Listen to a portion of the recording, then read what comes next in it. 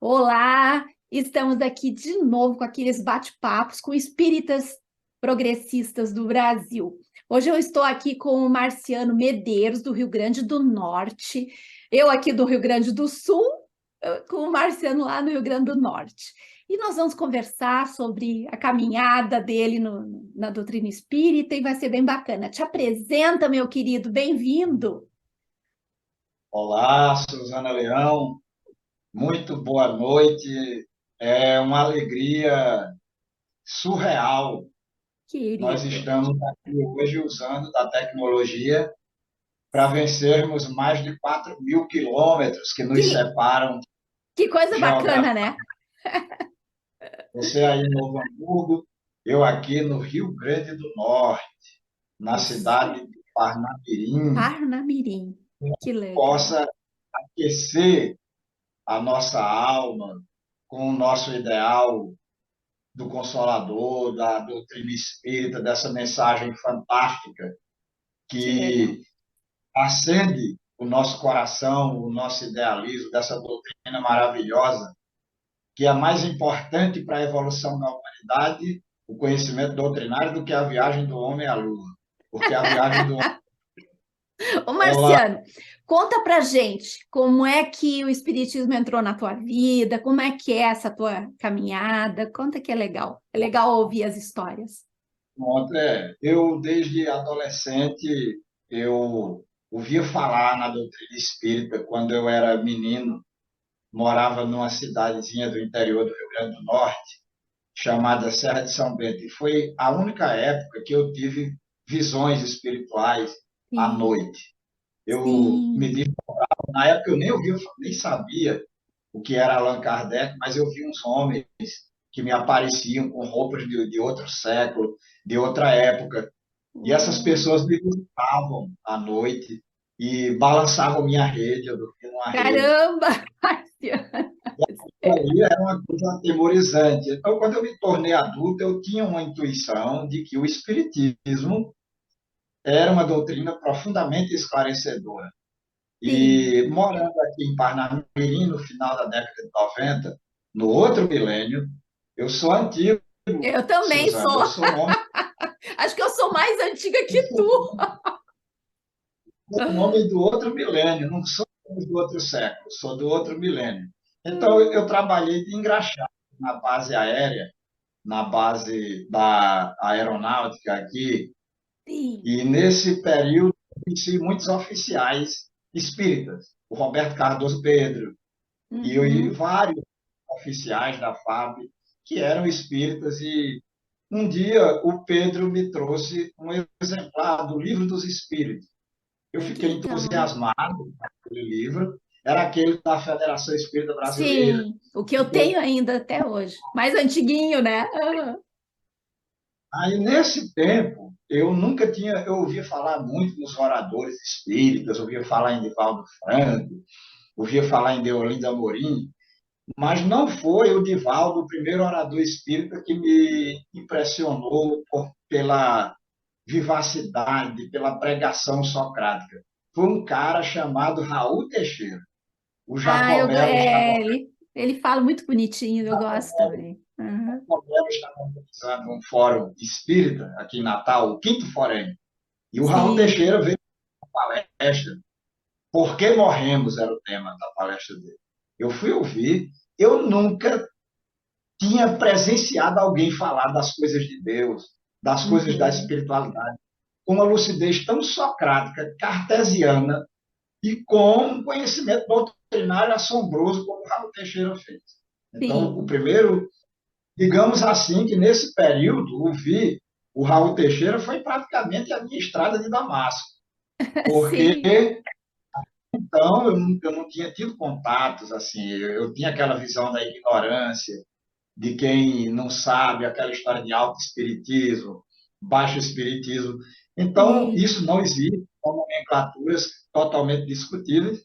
Então, depois do Raul Teixeira, eu comecei a participar de um centro chamado Adolfo Campelo, que não existe mais aqui em Parnamirim. Também fiz parte da Associação Espírita Trabalhadores da Última Hora, fundada por Sandra Borba, da Federação Sandra Borba. é muito sim, atuante, eu acredito que ela já andou em alguns congressos espíritas aí no Sul, e aí começaram também a me convidar para fazer umas palestras por aqui, nos centros espíritas. A gente fez muitas viagens para Touros, uma cidade que a BR-101 começa em Touros e termina em Rio Grande, no Rio Grande do Sul. São aham, sim, mais de 5.000 quilômetros é incrível essa de, estrada. de BR-101. Então, eu comecei a me dedicar aos grupos de estudos, comecei a escrever para alguns jornais, comecei a fazer palestras em casas espíritas, Sim, e agora estou aqui aos 49 anos de idade, assim, vendo a importância da gente reavivar o ideal espírita, de procurar na codificação, que é o alicerce doutrinário. Então, depois eu fiquei muito entusiasmado quando tomei conhecimento da obra do Chico Xavier e me apaixonei pelo estudo das colônias espirituais, uhum, através do Lá, que é um livro fantástico, que vendeu milhares e milhares de exemplares. Então, o livro Nosso Lar, até hoje, eu tenho o meu exemplar guardado aqui, porque me sim, mostrou bacana como ocorre o fenômeno da morte, como ocorre o fenômeno da desencarnação. Tem um outro livro espírita também, da Lavra Mediúnica, do Chico Xavier, que toda vida que desencarna um parente ou um amigo, eu volto para ler, que é o livro Voltei, a história sim, do Frederico Wigner, que era vice-presidente da Federação Espírita Brasileira. E esse livro deveria se chamar Educação para a Morte, porque nós vemos ali um passo a passo, ele já octogenário, emotivo, e é comovente a descrição que ele faz da desencarnação dele.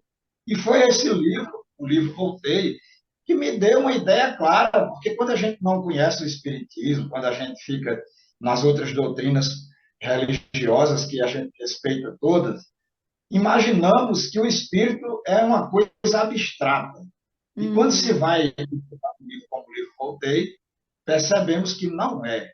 é, Quando o Frederico Figner desencarna, e ele está no espaço espiritual do Rio de Janeiro, com Bezerra de Menezes, nada mais, nada menos, aí vem uma mulher com um pacote e passa, e ele toma aquele susto, e Bezerra de Menezes bota a mão no ombro dele e diz: seja bem-vindo a um mundo real onde a matéria vibra numa frequência diferente.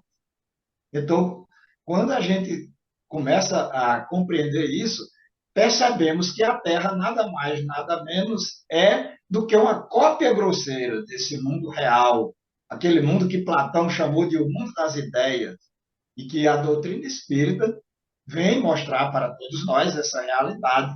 Então, não é difícil você entender várias questões, a questão do desligamento do perispírito, a questão do espírito, que no livro dos espíritos se fala que o espírito é uma chama, uma centelha, um clarão revestido pelo fluido cósmico universal do planeta que habitamos, que forma o nosso perispírito, que é uma sim, espécie de corpo de energia do nosso espírito. E o livro Voltei, o livro Nosso Lar, me deu toda essa visão. é, Também tive acesso ao Violetas na Janela, que a gente pode falar daqui a pouco. é um fofo Fica esse livro, sim, uma intervenção para direcionar melhor a nossa conversa, fique à sim. vontade. Não, tô adorando te ouvir. Não, tu falou no Violetas na Janela. Esse livro é muito fofo, na verdade. Foi um dos primeiros que eu li também. Esse É é um um dos. livro, Fala, conta. eu estou com ele aqui na minha pequena Sim. biblioteca. Assim, peguei a edição de 20 anos, lindo, do tamanho 23 por 16, com mais de 200 páginas, com flores. É É muito muito emocionante. fofo. É, esse livro é muito lindo, muito lindo. O E que é interessante, ele é prefaciado pelo espírito Antônio Carlos e a Vera Marizek, que é a médium da Patrícia, ela é tia da Patrícia. E quando Patrícia estava encarnada, elas brincavam de transmitir o pensamento. E só ela conseguia captar o que lindo, pensamento da né? Patrícia e Patrícia captar o pensamento dela. Inclusive a Vera Marizek até hoje prossegue sua jornada na cidade mineira de São Sebastião do Paraíso. Há poucos dias eu tive a oportunidade de ouvir uma entrevista da Vera Marizek e ela deu detalhes incríveis sobre o livro. A Patrícia não imaginava que iria vender 2 milhões de exemplares. Coisa Então, incrível. muita gente começou, os espíritas mais ortodoxos começaram a torcer o livro, o nariz, para o livro da Patrícia, quando ela fala daquela questão de alimentos, quando ela fala de frutos plasmados. Ora, no livro de André Luiz, o Nosso Lar, se fala de que, num primeiro momento, para que não haja uma transição brusca do corpo, os alimentos são plasmados e fala do coração batendo, os É, pulmões respirando a pleno alto. E tu no livro, sabe, a Patrícia desenvolve tudo isso. uhum. Tu sabe Sim, qual é a minha percepção a respeito desses detalhes que existem nessas obras? Que é por isso que é bonito a gente ver o que vários espíritos falam. É a percepção que cada um, porque o mundo das ideias é das ideias de todas as pessoas, e as ideias são diferentes, né? Cada espírito vai ter uma percepção quando tiver no mundo espiritual. Alguns vão precisar imaginar alimentos, alguns vão precisar imaginar cidades, alguns vão precisar imaginar coisas que a gente tem aqui, coisas que nos dão o chão, né? Outros não. Por isso que em alguns livros a gente não ouve nem o espírito falar nada disso. Outros espíritos precisam e contam isso, e isso é tão bonito. A gente é. entender que somos diferentes, né? Que somos pessoas e somos espíritos diferentes. E a E uma, experiência da morte, ela vai ser para cada um de nós. Eu acho muito lindo e isso. uma vez o Geraldo Guimarães foi visitar o Chico Xavier, e Chico Hum, Xavier disse que as coisas da espiritualidade, o André Luiz tinha falado só a cartilha do ABC. O conhecimento espírita é tão incrível que na década de 40, Chico Xavier já falava em videoconferência, como nós estamos uhum. fazendo Sim, aqui, o sim, aparelho de saúde. Na década de 40, o Chico Xavier já falava dessas videoconferências. E já exato. pensou você ter um espiritual e entrar numa sala de TV, como a Patrícia descreveu, que você está com saudade dos seus familiares, aí você vai lá e a espiritualidade transmite o amor da mãe da Patrícia, que colocava aquelas violetas na janela como uma forma não obsessiva, não perturbadora de demonstrar o Sim, amor. era amor, né? Uhum. Então é comovente demais o amor do pai da Patrícia. Quando ela desencarnou, ela ficava ouvindo a voz do pai dela, dizendo: Patrícia, não tenha autopiedade, peça força a Jesus, minha filha, prossiga. E você vê a luta Sim, dos o pai, a mãe, o reencontro dela com a avó no plano espiritual é comovente. Ela, com 19 anos de idade, desencarnou de um aneurisma e ela vai conversar é. com o espírito Antônio Carlos. E Antônio Carlos diz: Você desencarnou de um problema, uma veia no seu cérebro rompeu. Porque quando vence o prazo de validade, a lei só quer um motivo para levar. Então, quando a gente. Exatamente. Não tem, Nós, não tem desconto, né? nós percebemos que existe sim o tal do prazo de validade. Não é uma coisa rígida, inflexível, mas existe o prazo de validade. Quando a gente cumpre uma etapa necessária à nossa evolução, com certeza vamos galgar para outras instâncias, como É. dizem os gaúchos, como dizia o poeta Outros, gaúcho, outras paragens. como diria o Jairo Caetano Brau, um grande poeta do Rio Grande do Sul, popular, que eu sou fãzaço do Jairo Sim. Caetano Brau, e ele fala da querência eterna, dos pagos da vida maior. Então, já imaginou que alegria saber que em Porto Alegre tem uma colônia espiritual, nas grandes cidades, nas cidades de porte médio. Inclusive, a colônia que a Patrícia estava era lá em São Sebastião do Paraíso. E tem uma parte que ela pergunta se a colônia que ela está era parecida com o nosso lar. E os espíritos dizem que não, que o nosso lar é enorme, fica no espaço espiritual do Rio de Janeiro. Um grupo de espíritos portugueses fundou a colônia espiritual Nosso Lar.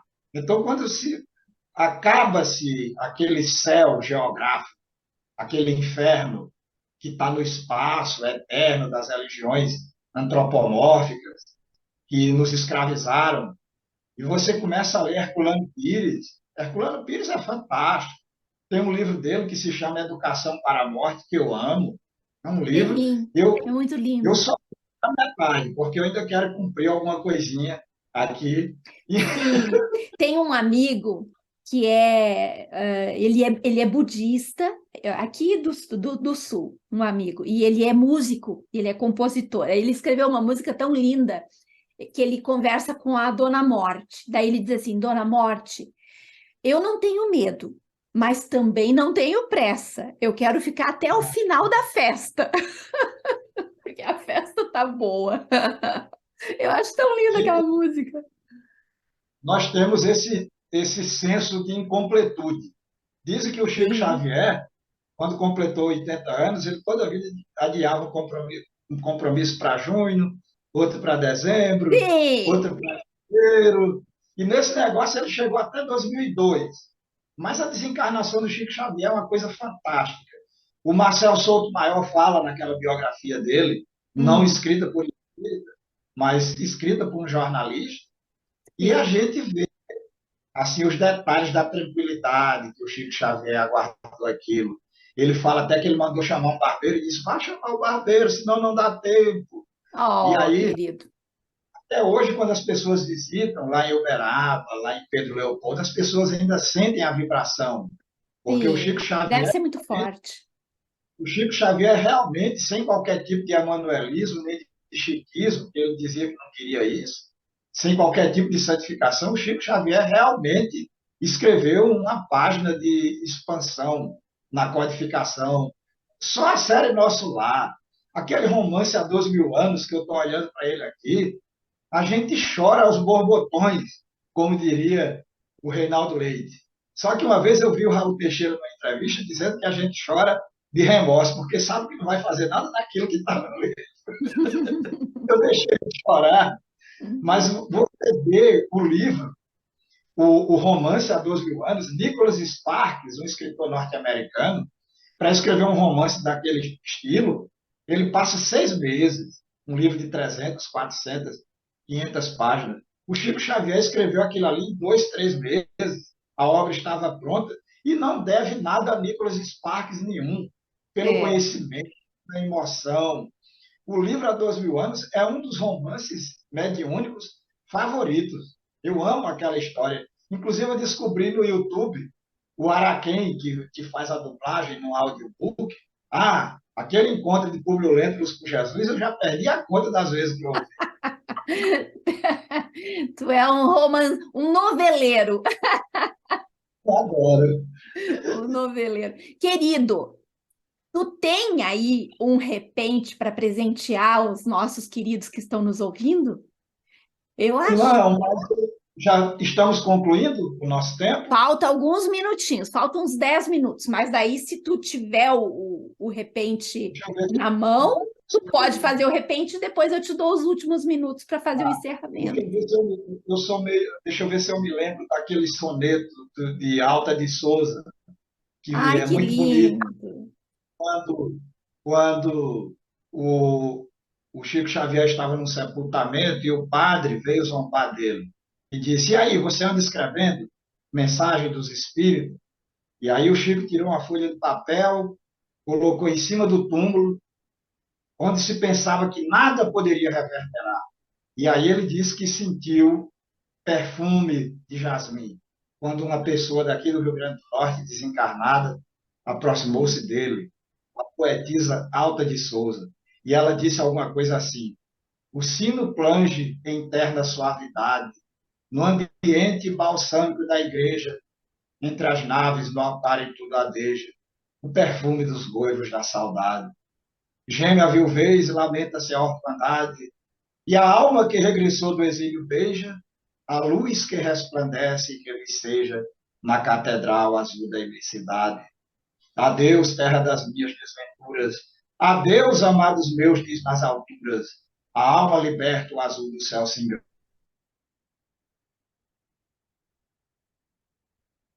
Choram as rosas desfolhadas de quem ficou no exílio soluçando. O padre calou-se quando viu essa obra magistral. Que E a gente sente lindo! a presença da poesia eterna da Alta de Souza.